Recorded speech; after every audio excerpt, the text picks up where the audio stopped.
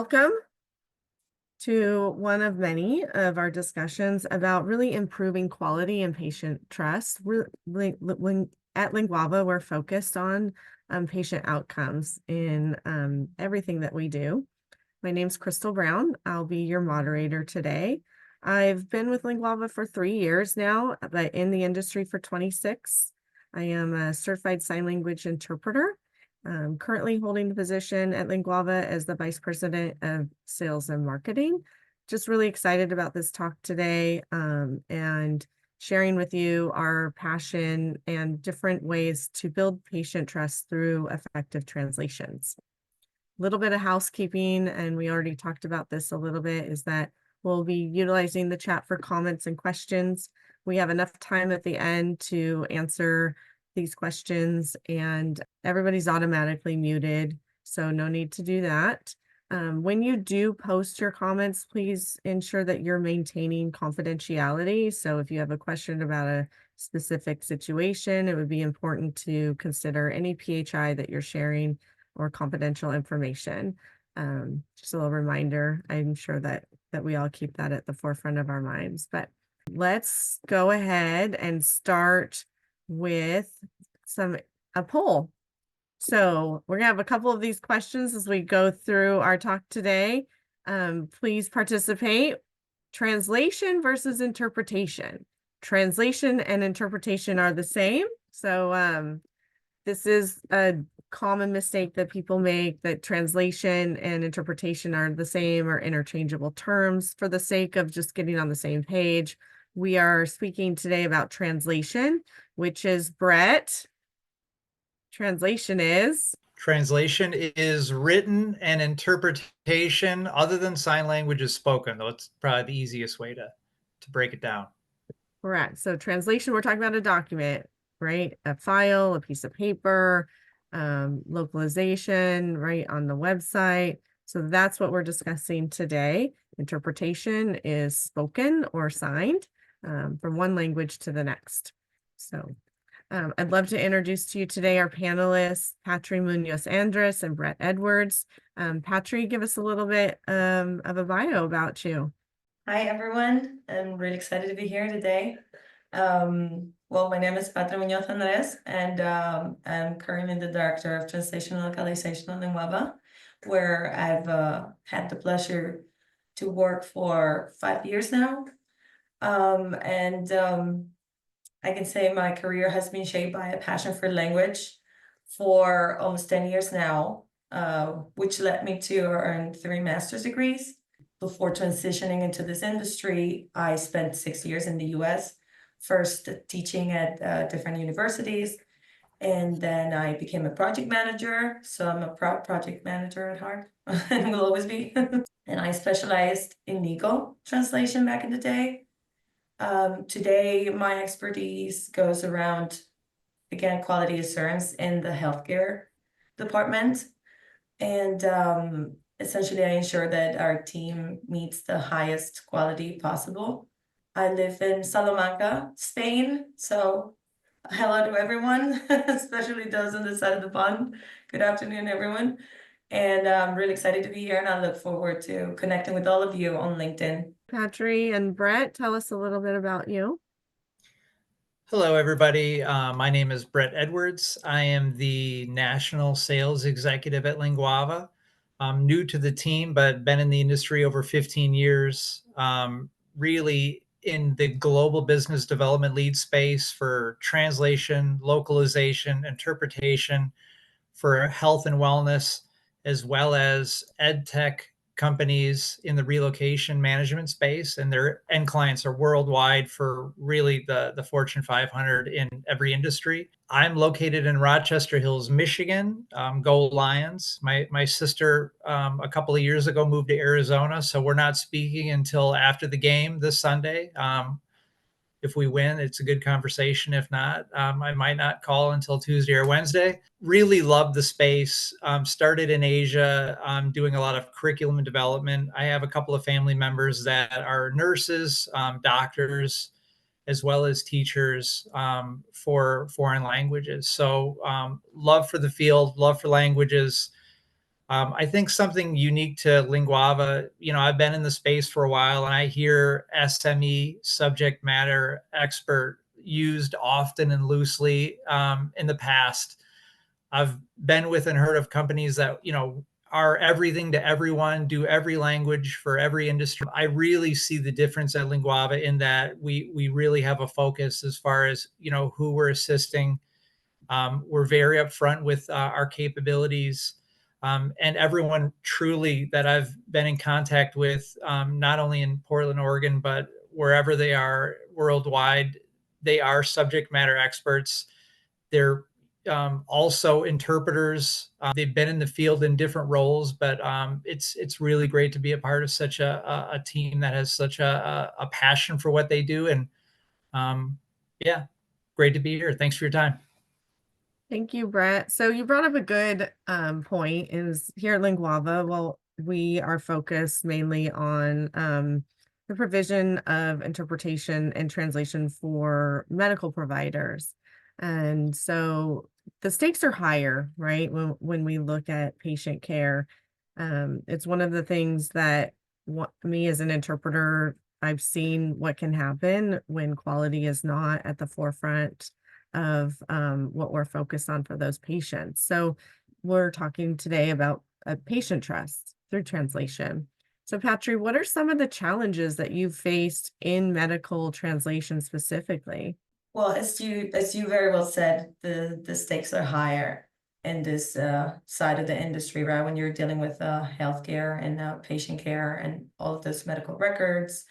What I would point out is that some of the biggest challenges come with the stricter terminology that we are dealing with, for example, right? That's like one of the main things that we actually love pointing out at the beginning of our relationship with our clients, right?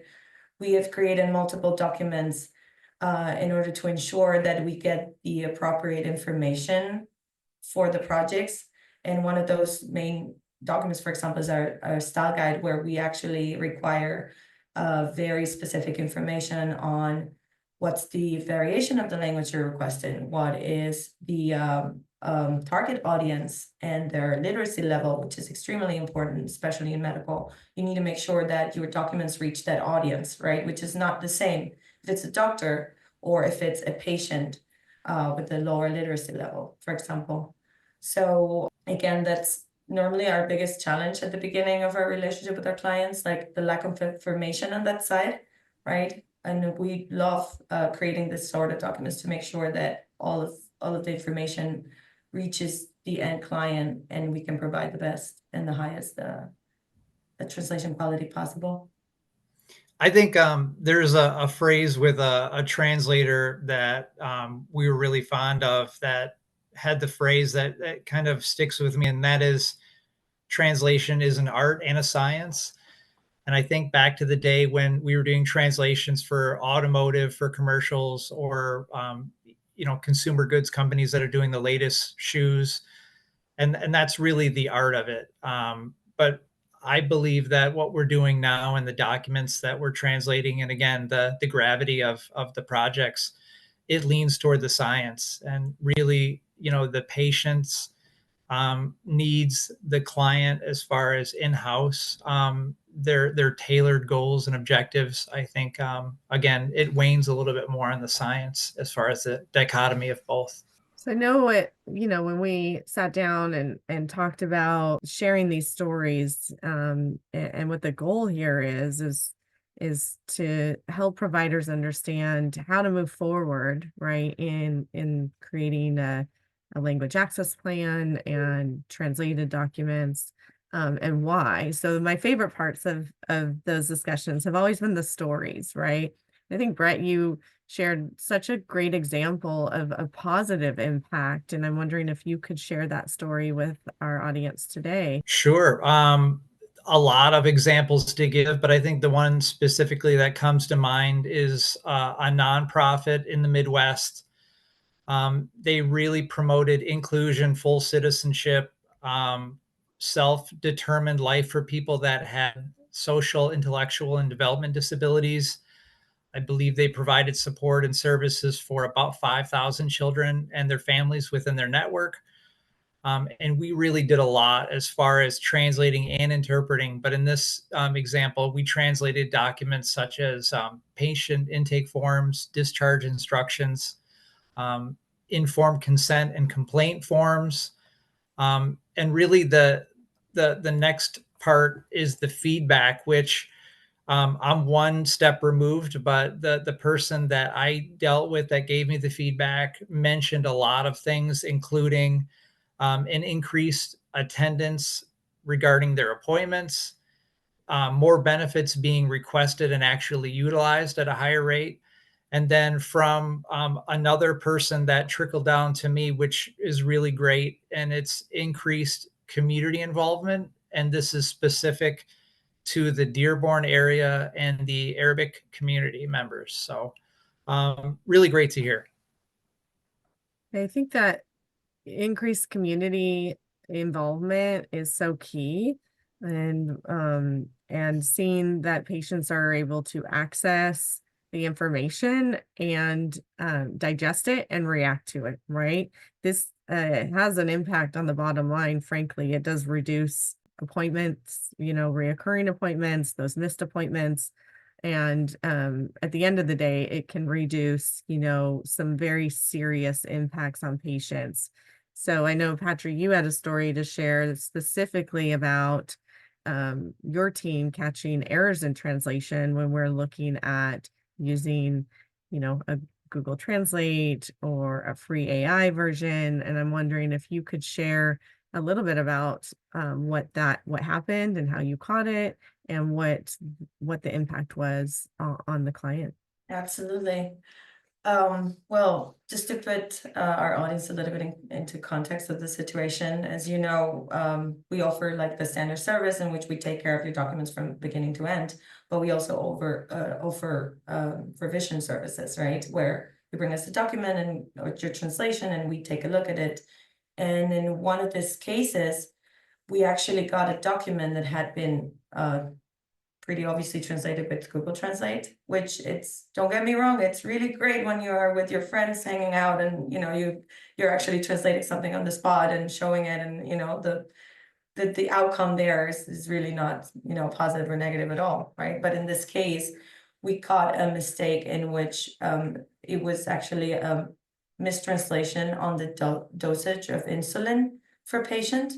So in this case, it would have caused an overdose of that patient, which could be, it could have been lethal. This is the reason why I like to share this story, right? Because it can make the difference between life and death pretty quick in our field. And this is one of the reasons why I always push for the human factor. And then I'm all for technology, and my team here knows that, but always with the human supervision. So important. And before we talk a little bit about best practices, which I think is what people are really wanting to hear, we hear these stories, right? But what if we didn't? Let's have another little poll here. Who can translate? Is it anyone who knows a foreign language can translate one document to the next? True or false? Let's see. We're just waiting for everyone to answer.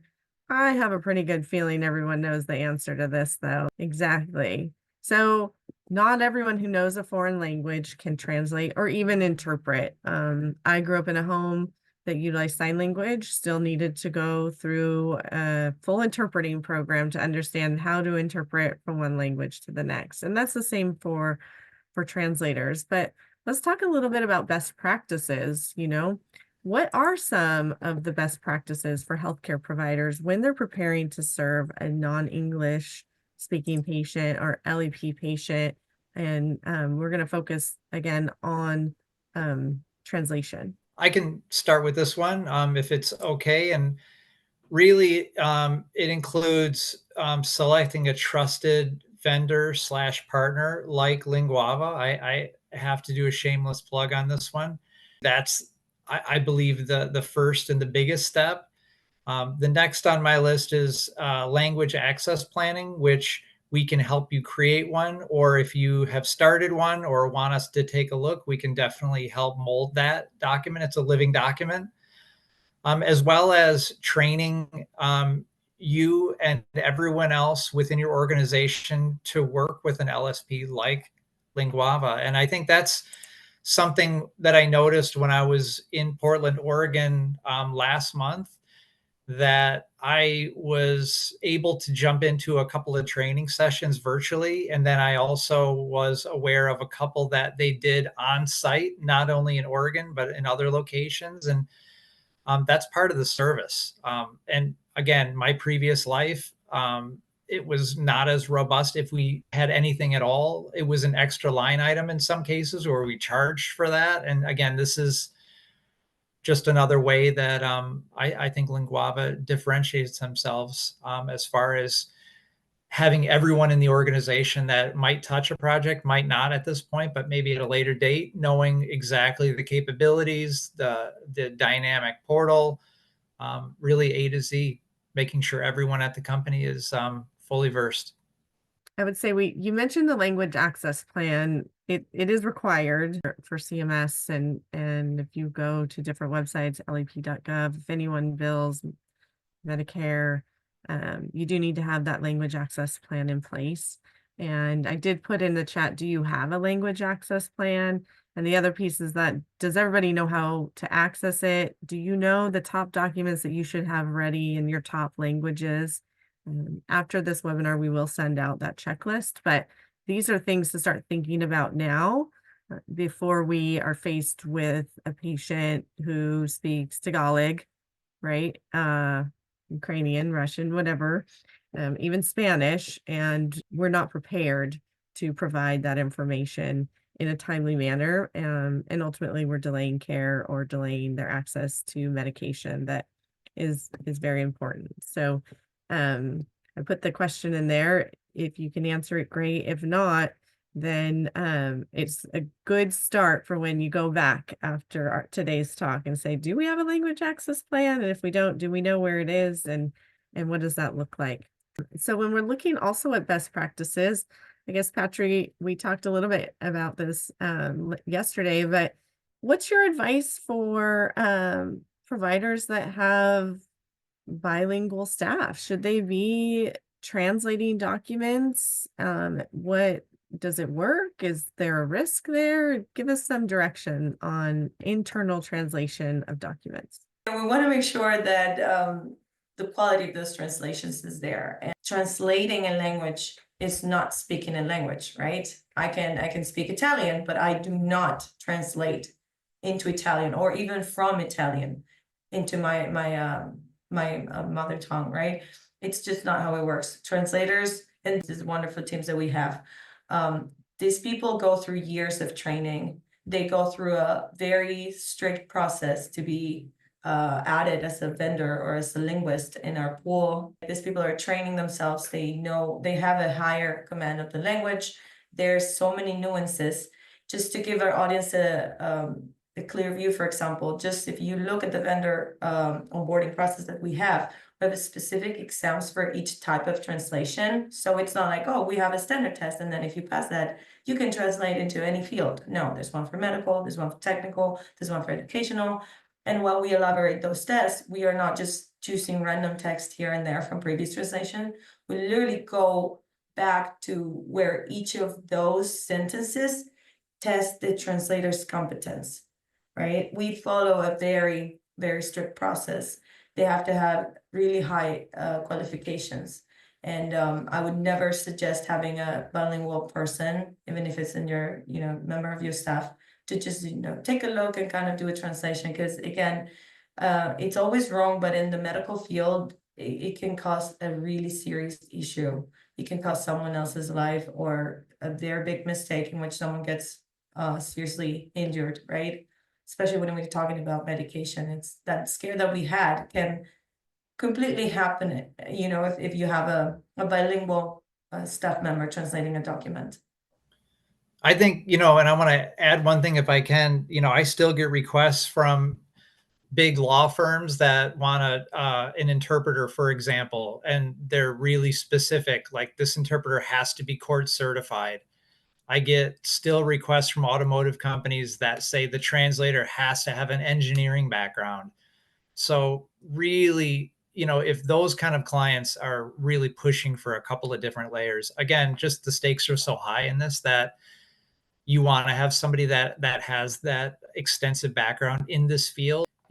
That's great, but I remind the person it's all about, resource allocation. Do you want to pull team members from other departments and get them off projects to do something like that, where we might have to look at it anyway and proofread it? So really what Patry said applies, but just wanted to kind of give an overview of other requests that they're asking for really specific skill sets. I'm reminded of a situation that came up, I don't know, a year ago with a patient that needed Marshallese, but there was someone on staff that kind of knew Chukis, translated the document to Chukis, and there was a lot of back and forth.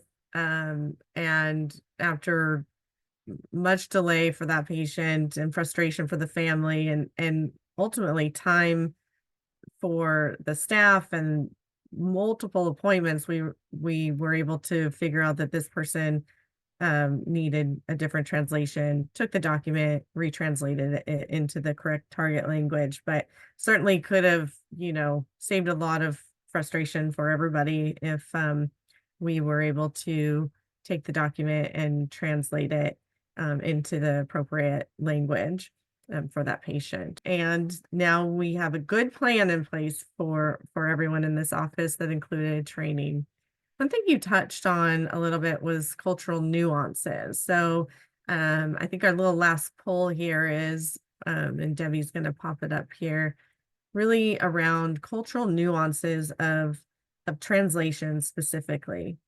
So all words or phrases have a direct translation into other languages. True or false? We translate those documents. It should be about the same word count, look the same. True statement, false statement. So far, everybody here is like batting 1,000. We're all at 100%. So I think that I know the answer to the poll results, but curious to see if there's anyone that thinks that this is true or false. That's false, right? Language is so specific to cultural norms and the regions. So language is sometimes shorter in a topic or longer in a topic. I can tell you from sign language specifically, sometimes there's terms that take 3 signs. Sometimes I can interpret something so fast because I'm able to show you all the tenses, the verb, and right. So from your source language to your target language, those can be various lengths. Let's talk about those. Oh, go ahead. Cultural nuances. Can I actually jump in here and share a really funny example real quick of how not everything translates into another language?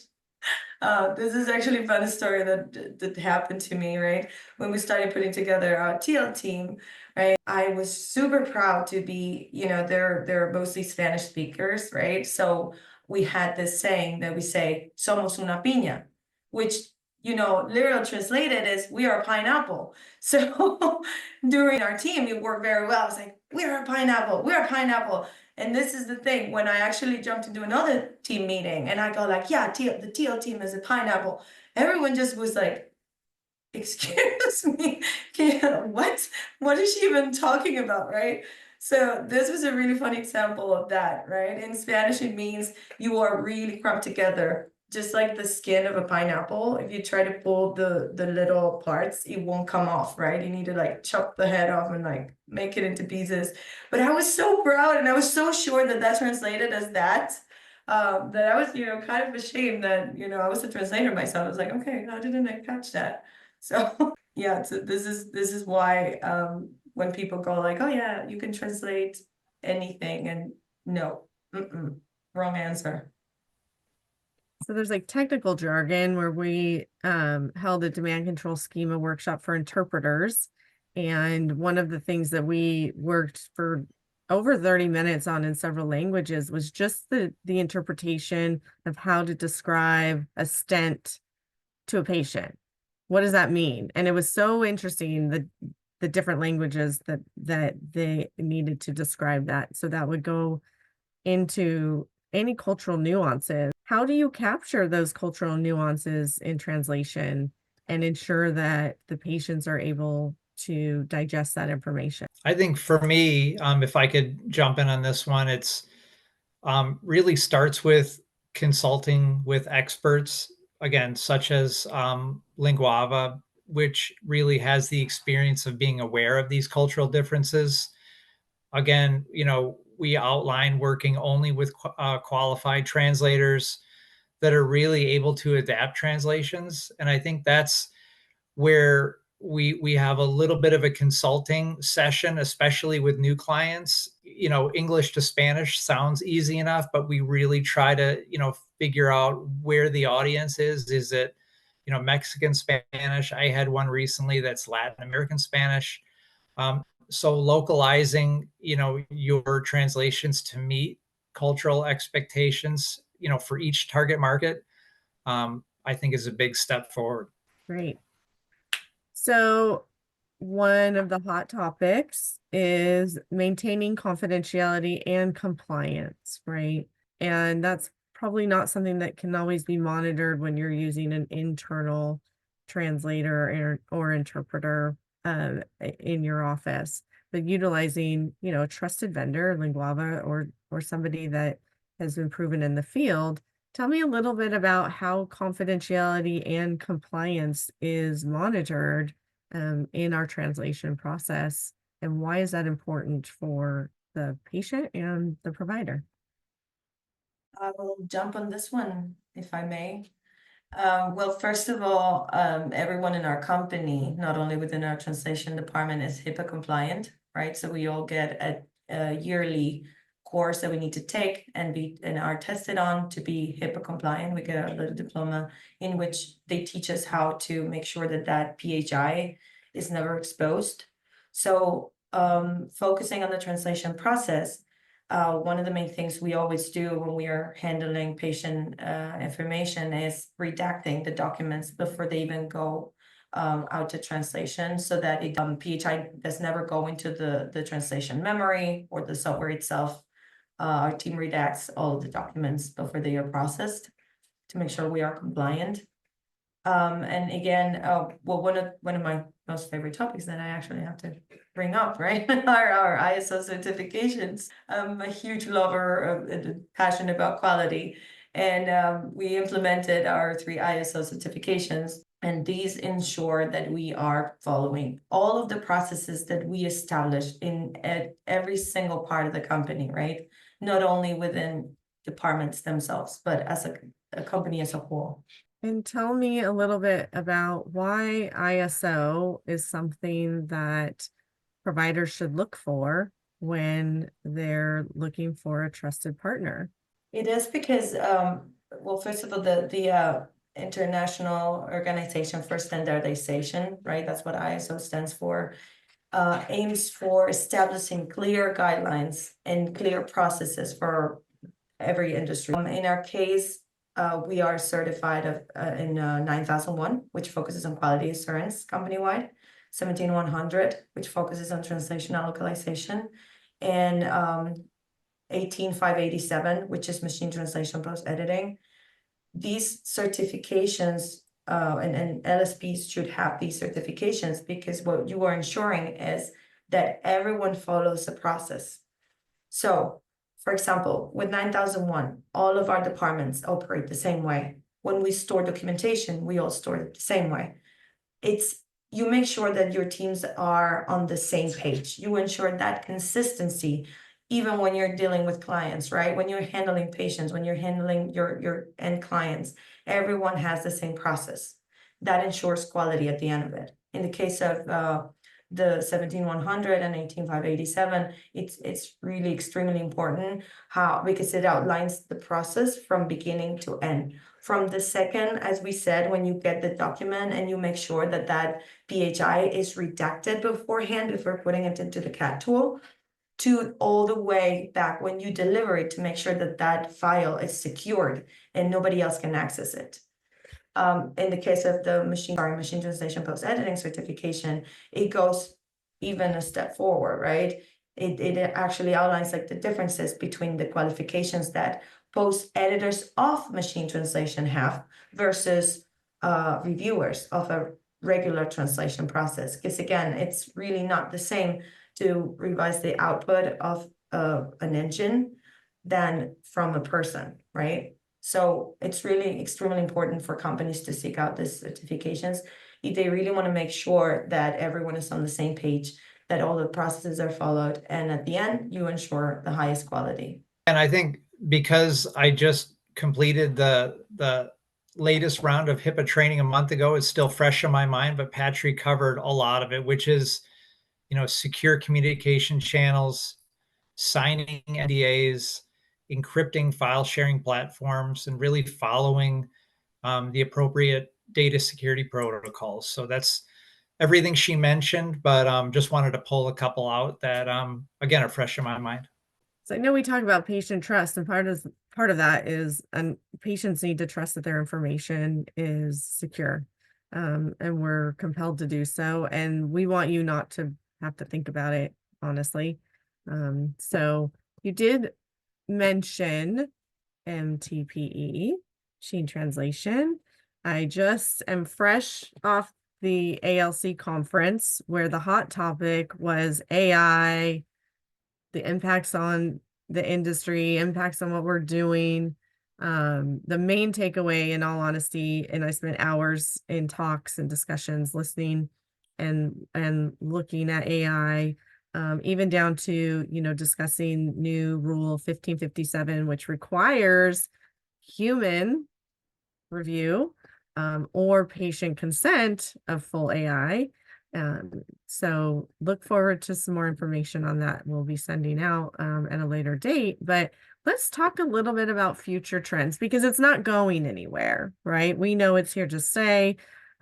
We can utilize it as a tool, but what are the trends that we're seeing emerge and what are the benefits and risks? Machine translation and AI are here to stay, and that's a fact. We didn't believe it was coming this quickly. And at least here at Linguava, what we see it is as a tool to help us with our jobs, right?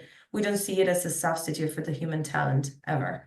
It's a tool that we use to, for example, in the case of translation that needs to be done faster, right? Because there's an urgency behind it. In that case, we could use machine translation, which is, it helps that speed, and then always ensuring that we have a post editor or even two. That's what we call full post editing or light post editing, to make sure that that final outcome has the quality that we are aiming for consistently. The evolution of large language models, LLMs, it's really, really amazing what they are capable of doing. However, I do want to point out that they work best when you are feeding them the information. Essentially, all of this documentation that we were speaking of before, the glossary of terms that we always like to get from our clients to make sure that we are following their preferences, their stylistic preferences when it comes to terminology, the translation memories, all of this is fed into those tools, so that the engine actually does a better job with the output, and then our human factor comes in and it revises the content. So, but I do want to say that we always stress the human factor behind it, but technology is here to help us and stay and make our lives easier. I think, talking about AI and machine, everyone's got an opinion, including myself, but I really love listening to clients that give me their feedback. If they're coming to us with a project that they want us to redo or look at. And, a couple of things, advantages of machine or AI is the speed and the costs. But the disadvantages are quite a few, and it's consistency, grammar, context, and nuance, I think are, really top of mind when I think of clients that come back to us or come to us and say, can you please have a couple of eyes proofread and edit this? It just didn't come out clean. Again, it's lightning quick and it's super cheap, but a lot of my requests revolve around that. I'm thinking of a client we're working with right now who spent a significant amount of time and money producing AI content out publicly, and now we're going through and reviewing everything and making those edits. And from what I can see, there's quite a few. So I don't think we're quite there yet. I think the human element is here to stay. But to your point, definitely turnaround time, cost savings, and just embracing that technology as a tool and still using the human element to review it for the quality is so important. What other roles of technology are you seeing, if any, emerge?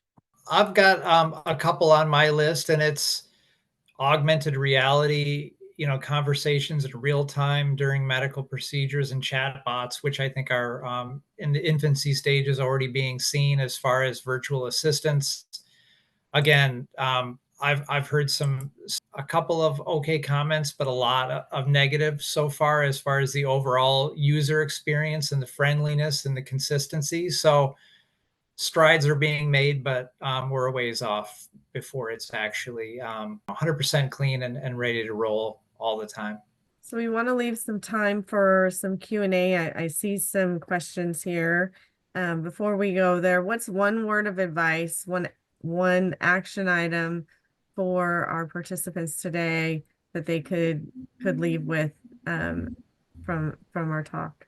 If it's me, it's really the action plan, the language access plan. I think that's a great step to see if you have one, where it's at, if everybody knows about it, and if we can help again in any step of that process. Other than that, I'd love for everyone to connect with me on LinkedIn, and if it's something I can help with, I will. And if it's something, again, I've been in the space for so long, I'll get requests that I can't help with, but I know someone that will. So I just look forward to future conversations, consulting, and helping out any way I can.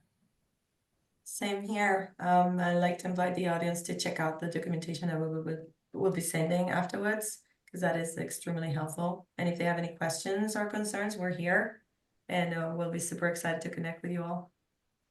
So I have two questions in the Q&A chat. If you can't, you can put them in both chat, but there's a Q&A and a Q&A chat.